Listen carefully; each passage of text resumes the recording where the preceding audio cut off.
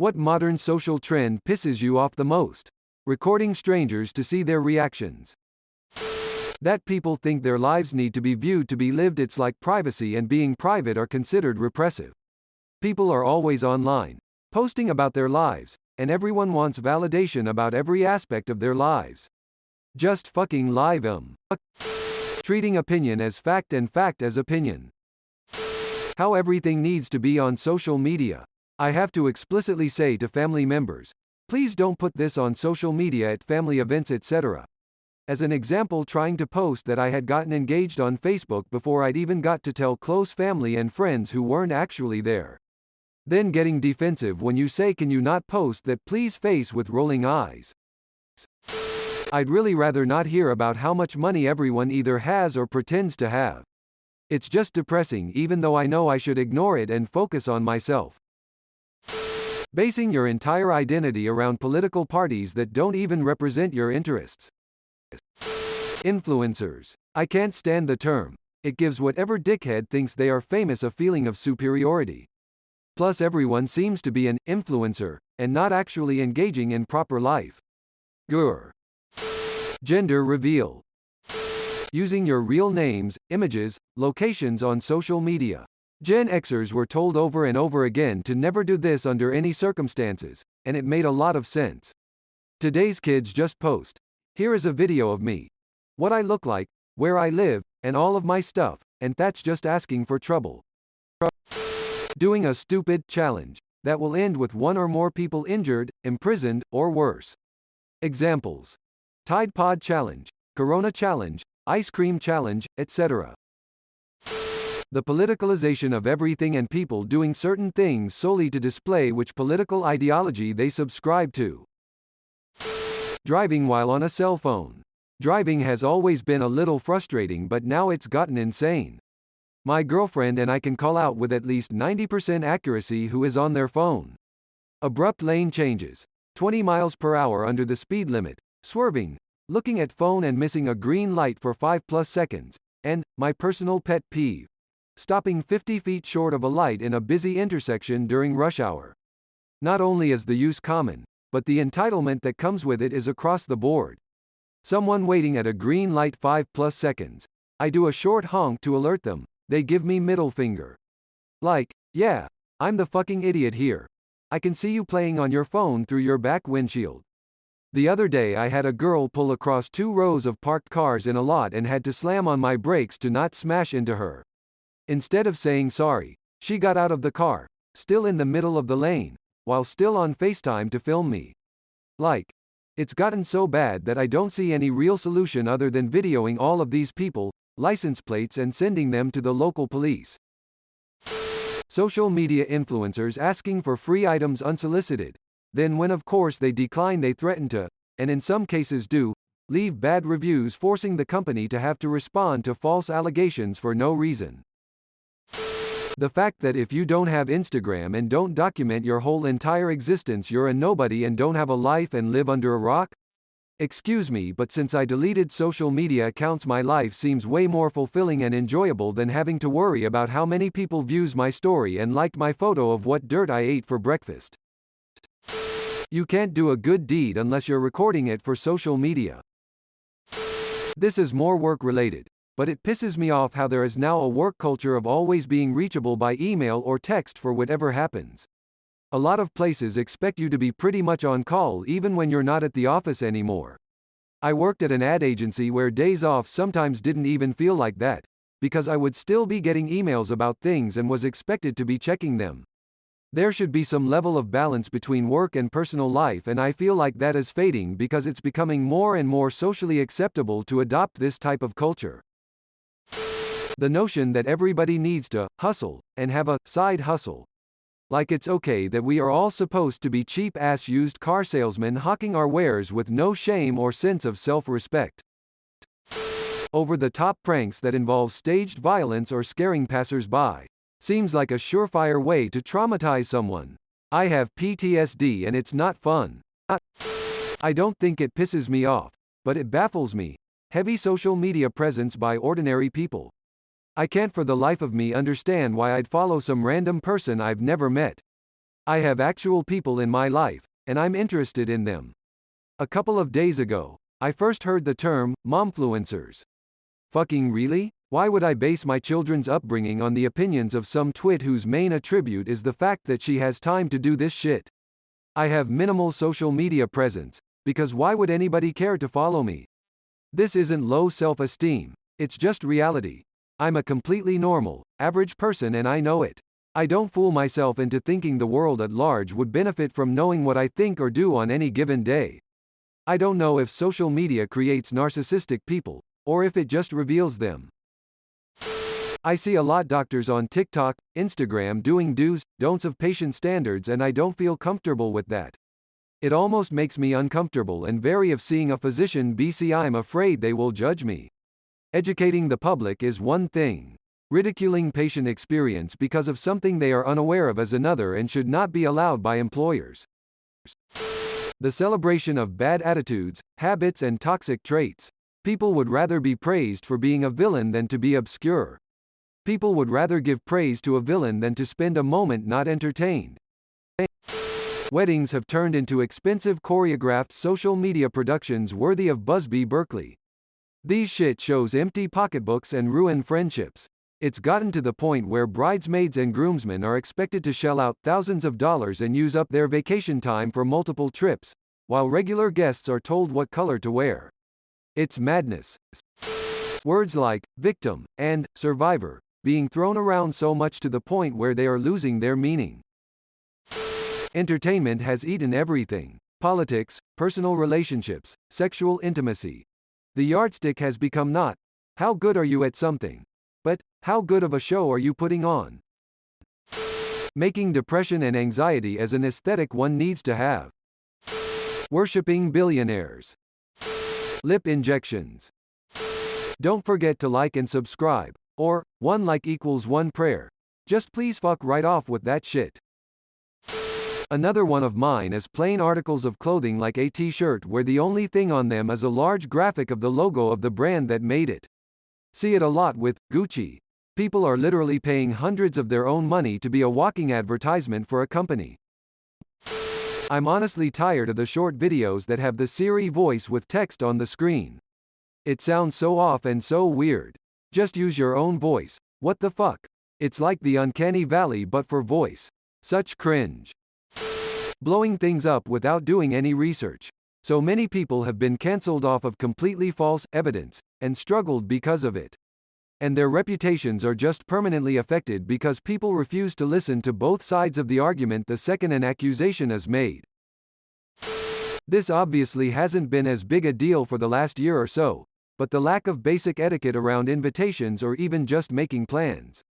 People feel absolutely free to not respond until the last minute while waiting for something better to come along, and they don't think it's rude to cancel last minute or just not show up without letting you know. Influencers. Of any kind.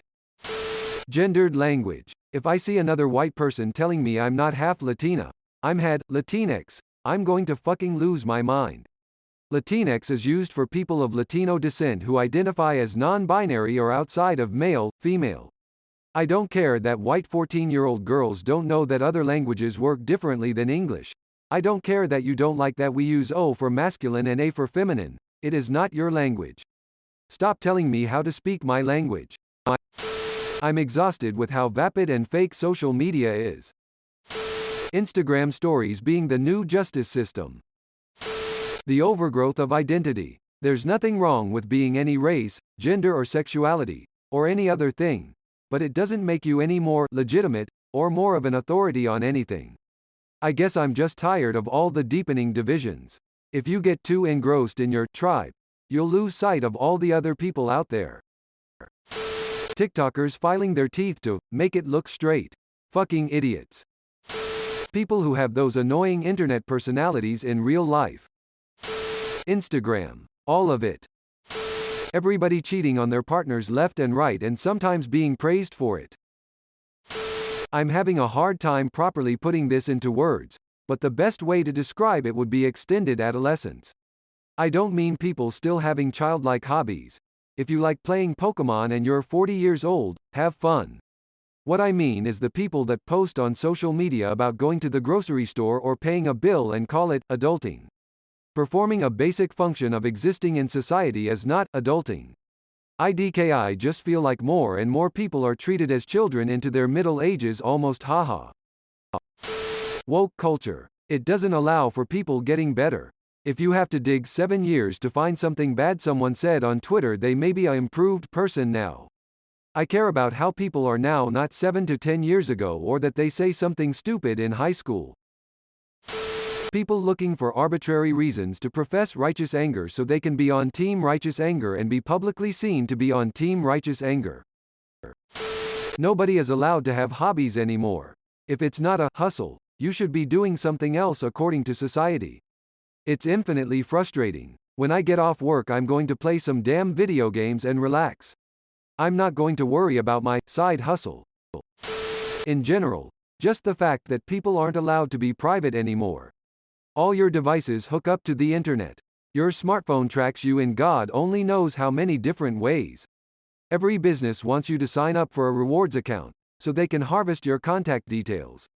Hell, even my PC and game consoles will rearrange my desktop just to show me advertisements. And if that wasn't enough, people give you strange looks when you tell them you have almost no social media presence. No Twitter, no Instagram, no Snapchat, no Facebook. Not to mention how people just get this confused look on their face whenever I get mad at them because they took a photo, video of me without my knowledge or consent and put it on their social media. Honestly, it shocks me to see how little people care that privacy is disappearing. How being jealous and controlling is so normalized in relationships. It should not be a problem to have friends of the same gender or like someone's selfie on Instagram, but I see so many people acting like their partner committed a crime for doing so. I hate seeing people helping strangers just to record them and record them crying. If you're going to help someone, help them. Don't make a spectacle out of them. While I'm sure they appreciate the help, I'm also sure they don't appreciate being made into a TV show for you to feel better about yourself. The internet mob jumping down your throat when you ask questions about controversial topics. It's like if you're not as outraged and pissed off as them, you're a horrible human being. Eating ass. Too many people doing it these days. I got my ass eaten the other day without asking. Terms that once held large amounts of respect and honor are now thrown around blatantly. Stuff like legend, superstar, GOAT, greatest of all time, etc. From the basketball world, for example, I remember once during the 2019-2020 season there was a play-in tournament to decide the 8th seed. Some Pacers, I think it was Pacers, player went off and averaged 40-plus points over an 8-game stretch. That's how long the play-in was, but still didn't make the playoffs. During that time, people called him the bubble Michael Jordan, the GOAT, and slot more praising. Yet once the play-in tournament was over, never heard from the man again. All these goddamn crystals. People wholeheartedly believe that certain rocks, they get mad when you call the crystals rocks, will provide certain things to your life. X rock brings good luck, Y brings good health, A brings money, etc. I cannot believe in this age of technology and how easy it is to learn. There are still new age beliefs and spirituality becoming mainstream. Everything has to be associated with politics now. People act like that's how it's always been, but it hasn't. Sometimes we all need a break from it. This infiltration of politics in every aspect of our lives is partly for our horrible modern culture and mass mental health issues. Ghosting. Say it with your chest, please. Treating depression like a quirky personality type. Influencers. 1. Everyone has a right to have a voice on the internet, but not everyone deserves a following, authority, influence. Just because you paid off your car doesn't mean you're qualified to become a financial coach. 2. Couples recording pranks on each other that are so painfully staged. It's the same super popular trends that are reproduced. Like, do you really need to act so shocked the 10th time your girlfriend pretends to strip in front of the camera but actually has clothes underneath her towel? Are you really that shocked? At this point I just block, but I just can't imagine people have that much time. 3. Recording people in need for clout. I'm pretty left-wing, but I'll admit both sides of the political spectrum are guilty of this. It annoys me that almost any political debate almost always descends into either calling the other person a racist, a cuck, a retard, or a Nazi. The point of a debate is generally to discuss points in depth and hopefully persuade the other person to respect your viewpoint and maybe join your side. I know some people simply cannot be reasoned with, however, this name calling is never going to work and only worsens the divide and get the other person more entrenched in their beliefs. Making fun of people that look different from the most people. Fighting for every cause on Twitter. I mean, we should fight for a better world, but not everyone has to talk about everything all the time. When hanging out with friends at the bar or beach or wherever, for the love of God, just put your fucking phones away. Enjoy and live in the moment. Having to pick a team and agree with 100% of their opinions. I think in 10 years there are only going to be two personalities. How political coverage is now considered news, and almost entirely consumes the 24 hours news cycle. Screw little Jimmy recovering from a rare form of cancer and what that means for researchers and humanity. Let's cover what the US president said 2 days ago and how we all felt about it.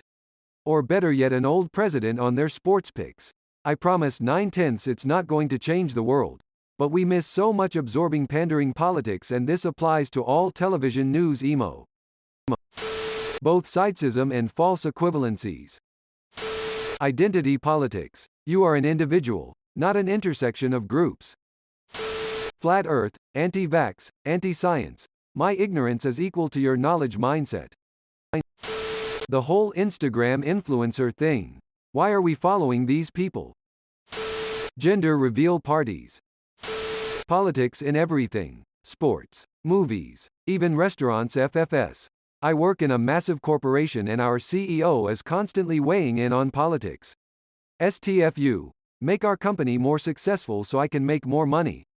Surprised my car wash doesn't have posters professing political views. People recording themselves doing charitable acts, like buying a meal or giving money to a homeless person. I can assure you that person does not want their face all over social media so you can get clout for being a good charitable person. Sure, do a good thing like helping the less fortunate, but you don't need to record it and have their face all over social media. Posting infographics regarding certain topics to try and prove you're educated on the topic. Thanks for watching. See you later.